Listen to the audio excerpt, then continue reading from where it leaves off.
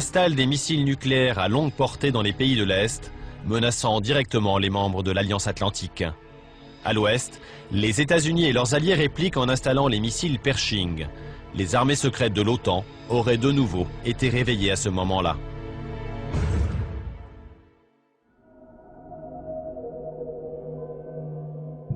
Et en Allemagne, la tension est au maximum pendant ces années.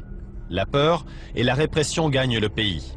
La bande Abadère, qui devient la fraction armée rouge, multiplie les attaques contre les anciens nazis et les symboles de la soumission au capitalisme américain.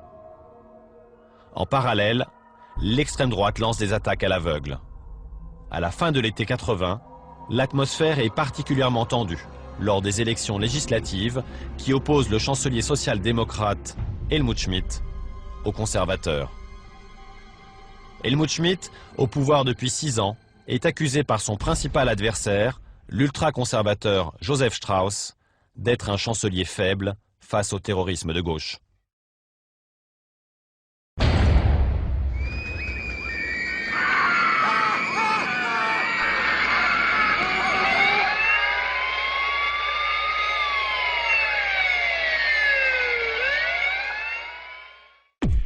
Ce soir du 26 septembre 1980, des milliers de badauds célèbrent le centenaire de la fête de la bière de Munich.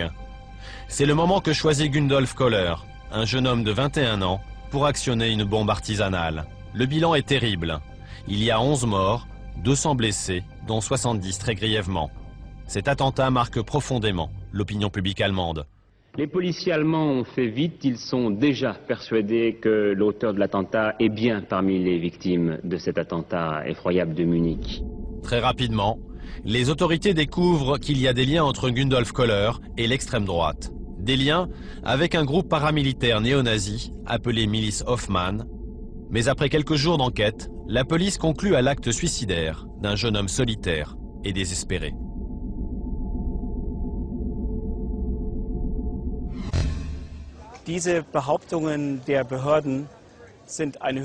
Les déclarations des autorités concernant le poseur de bombes sont une vaste manipulation, une hypothèse non vérifiée. Comment peut-on présenter un homme comme un solitaire alors qu'il est musicien et joue de la batterie dans un groupe, qu'il fait 2 fois par semaine des répétitions et qu'il venait de passer une annonce pour trouver un nouveau groupe? Ulrich aussi enquête sur cet attentat depuis 10 ans. Il a repris toutes les bases des investigations menées par la police bavaroise. Une enquête qu'il qualifie aujourd'hui de manipulation à grande échelle. Le travail a été bâclé et les témoignages les plus intéressants concernant Gundolf Köhler ont été écartés sans aucune explication valable. Et 1 an après l'attentat terroriste, la police tombe sur une information de taille qui renforce pourtant la thèse des liens avec l'extrême droite. Une extrême droite qui, semble-t-il, entretient des relations avec le réseau secret de l'OTAN, avec l'armée secrète allemande. Une armée qui, à ses débuts, avait recruté d'anciens nazis.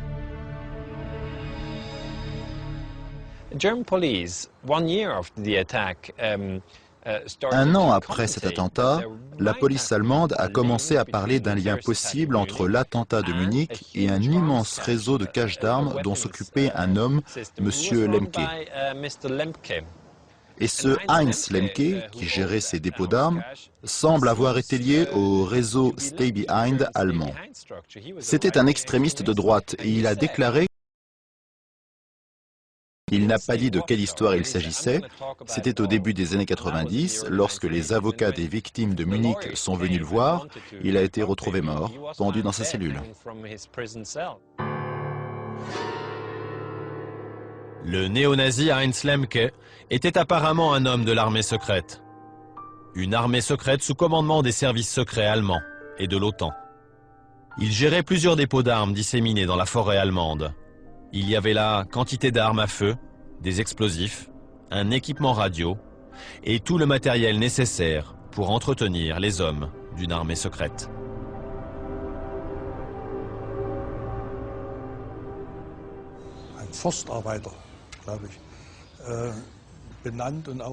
D'ailleurs, tous les équipements qui ont été retrouvés dans les caches, c'est-à-dire les armes, les explosifs, les émetteurs radio, sont exactement les mêmes que ceux utilisés par le réseau secret en Allemagne.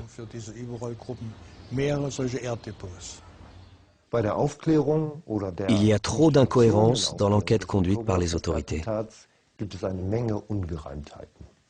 Des incohérences au sujet du meurtrier, des incohérences sur la provenance des explosifs. Selon moi, ils viennent des stocks de l'armée. C'est ce qui explique que les autorités n'aient aucune envie d'ouvrir les dossiers et préfèrent dissimuler les dessous de cette affaire. Une piste que n'ont pas voulu ou pas pu suivre les enquêteurs. Qui fallait-il protéger? Pourquoi? Mais il y a pire. Les dernières découvertes des journalistes, des historiens et de l'avocat des victimes indiquent que les services secrets allemands auraient eu une taupe à Munich. Un agent à l'intérieur du groupe d'extrême droite qui a préparé cet attentat. En plus, nous avons récemment trouvé une nouvelle piste que les autorités devraient suivre. Un des principaux témoins de l'attentat de la fête de la bière de Munich avait expliqué aux enquêteurs que peu de temps avant l'explosion, il avait remarqué le poseur de bombes discuter avec deux autres jeunes. Il avait noté qu'ils se disputaient. En fait, nous avons découvert que ce témoin serait un homme du contre-espionnage allemand. Cette information a été révélée très récemment par le magazine Spiegel.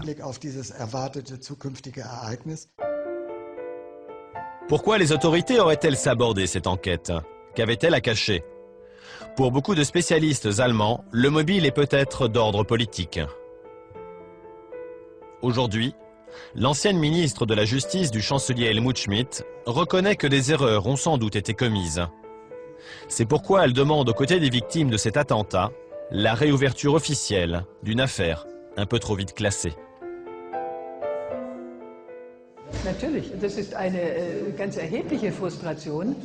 Évidemment, c'est une frustration énorme pour moi. À l'époque, j'étais ministre de la Justice et je faisais partie des gens qui ont sans cesse mis en avant les incohérences. Je le faisais ouvertement, devant les parlementaires et mes collègues au gouvernement. Je disais notamment qu'il fallait se pencher sur les groupes d'extrême droite, qu'il fallait enquêter sur les relations avec l'étranger, les militaires et les services secrets. Mais personne ne voulait m'écouter. Pourtant, nous savons aujourd'hui que pendant la guerre froide, tous les services secrets ont fait des choses abominables. Il y aurait eu un pacte du silence d'une partie de la classe politique allemande. Quel intérêt aurait-il à dévoiler aujourd'hui des secrets qui les concernent? Quel intérêt aurait-il à déballer leurs arrangements passés? Il y a eu un pacte du silence. Il n'y avait rien à gagner en faisant la vérité. L'Allemagne craint qu'en y regardant de plus près, les deux principales formations politiques qui se partagent le pouvoir pourraient en subir les conséquences. Pour comprendre comment cette armée secrète s'est immiscée dans les affaires intérieures de certains pays, l'historien suisse a découvert l'explication dans un document clé. Un accord passé dans le cadre de l'OTAN entre les services secrets italiens et la CIA en vue de la création d'une armée secrète dans ce pays. Le document précise que l'autre cas d'urgence est Sovvertimenti interni. Traduit, cela veut dire agitation interne, agitation sociale, manifestation. Cela veut tout dire. Cela va d'une manifestation communiste à Rome aux syndicats qui empêchent une usine Fiat de fonctionner. En fait, ces armées secrètes avaient une double stratégie. En cas de conflit ouvert et d'occupation d'un pays membre de l'OTAN, elles devaient organiser une résistance. Une deuxième stratégie s'est développée avec les années. Il s'agissait de créer des tensions politiques à l'intérieur des pays de l'OTAN et d'étouffer par tous les moyens les mouvements de gauche.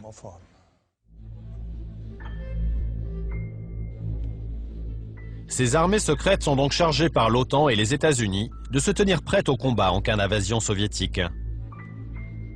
Dans certains pays, les armées secrètes reçoivent l'ordre d'intervenir en cas de menace intérieure. Radio, renseignements, de l'Espagne à la Norvège, de l'Italie à la Belgique, ces réseaux sont mobilisés pour surveiller de près les activités de leurs ennemis communistes et socialistes. La priorité était dirigés vers le Parti communiste et vers les organisations crypto-communistes. Donc en fait, à l'époque de la guerre froide, et jusqu'au moment où la nature de la menace a commencé à changer, la quasi-totalité de nos moyens est axée vers le contre-espionnage.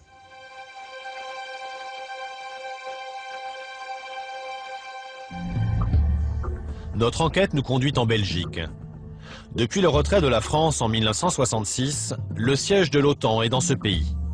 Un pays stratégique pour les États-Unis et les membres de l'Alliance Atlantique. À la fin des années 70, la gauche revient au pouvoir. L'OTAN et les États-Unis imposent à la Belgique l'installation de missiles nucléaires sur son territoire. Les missiles Pershing suscitent immédiatement un rejet massif de la population. À la même époque, se produit une série de faits violents qui déstabilisent profondément la Belgique, notamment une série d'attentats encore inexpliqués à ce jour.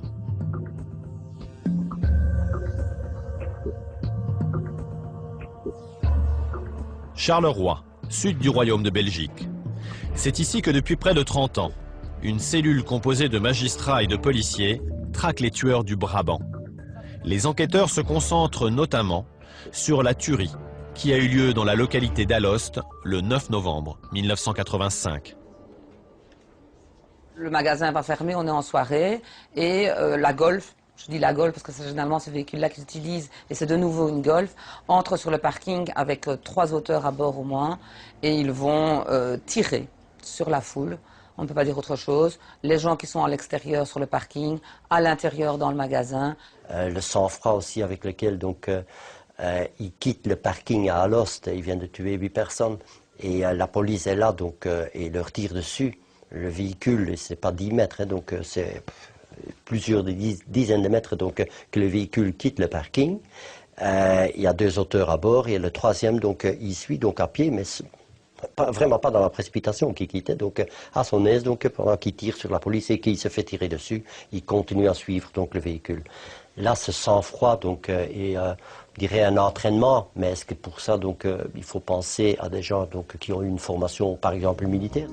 De 1982 à 1985, une bande armée assassine de sang-froid une trentaine de personnes et en blesse plusieurs dizaines d'autres.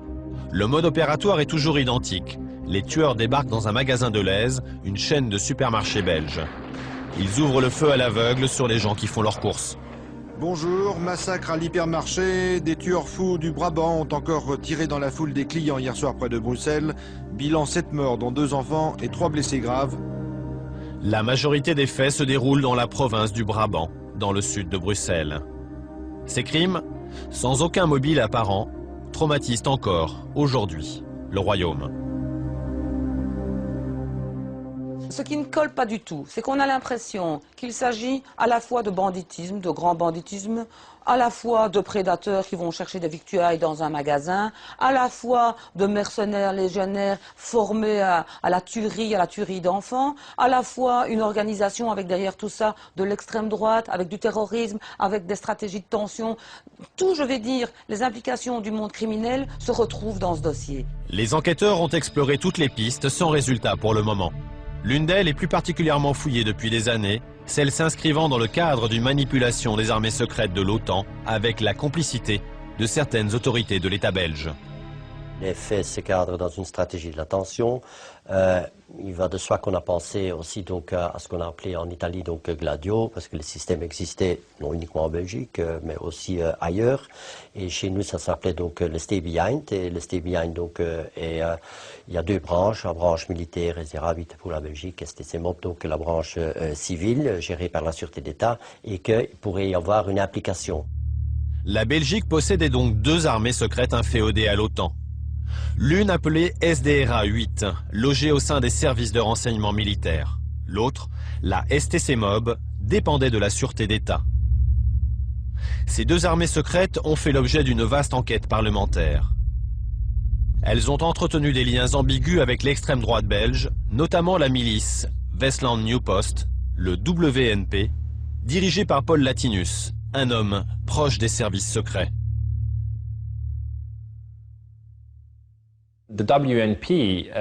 Le WNP est très connu en Belgique en tant que groupe d'extrême droite. Ce qui est nouveau, c'est que l'armée secrète de l'OTAN semble avoir été en contact avec ces néo-nazis. La question est, y a-t-il eu une forme de collaboration? Est-ce que le sale boulot a été confié à l'extrême droite en lui garantissant une impunité totale? Nous ne sommes pas sûrs. C'est une possibilité.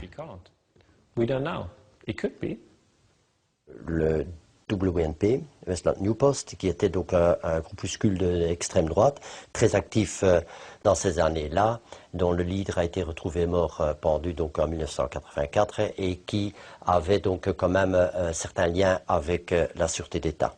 De là dire qu'ils travaillaient pour la sûreté d'État, eux pensaient en tout cas travailler pour la sûreté d'État.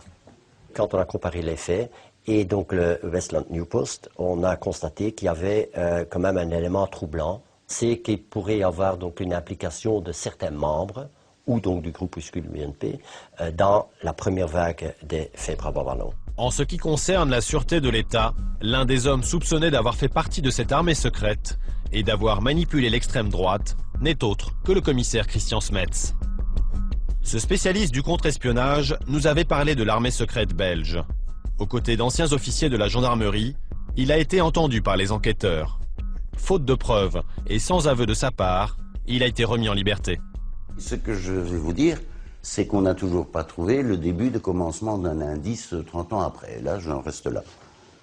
On n'a rien. Si on n'a rien, je suis désolé, mais on peut me considérer comme suspect tant qu'on veut. On n'a rien, donc je suis innocent, et là, point final. Une version à laquelle un homme ne croit pas. Pour tenter de résoudre cette affaire, un journaliste a repris en main toute l'enquête sur les tueries du Brabant. Guy Bouten privilégie la piste du complot des armées secrètes de l'OTAN. Un complot couvert par l'État. C'était un système cloisonné. Du moins qu'on sache de mieux pour les commanditaires. Donc, on voit que les exécuteurs, les gens du terrain, les gens qui commettent des crimes, les attaques, les attentats, les raids sur le Deleuze, sont souvent, pas toujours, mais souvent des criminels qui sont payés pour leur travail, mais qui ne connaissent pas les gens qui donnent des ordres.